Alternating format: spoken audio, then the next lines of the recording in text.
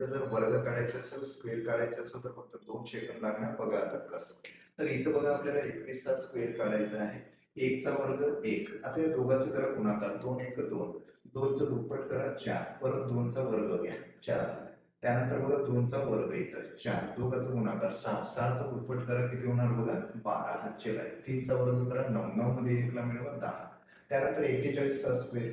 1 चा वर्ग 1. दोघांचा गुणाकार 4 1 4. 4 चं करा दुप्पट 8. त्यानंतर 4 चा वर्ग घ्या 16. हे आलं उत्तर.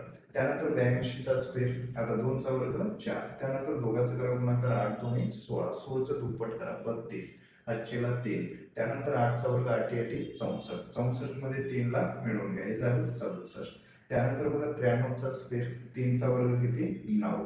त्यानंतर दोघांचा गुणाकार 9 3 27. 27 चं दुप्पट करा 54. 4 हातचेला किती 5. 9 चा वर्ग 9 9 81. 81 मध्ये या 5 ला मिळवून घ्या किती येणार. तर बघा अशाच पद्धतीनं कोणत्याही वर्गमूळ काढायचं असेल तर समोरच्या व्हिडिओमध्ये परत जे आहे ते येऊन जाणार. थँक्यू, धन्यवाद.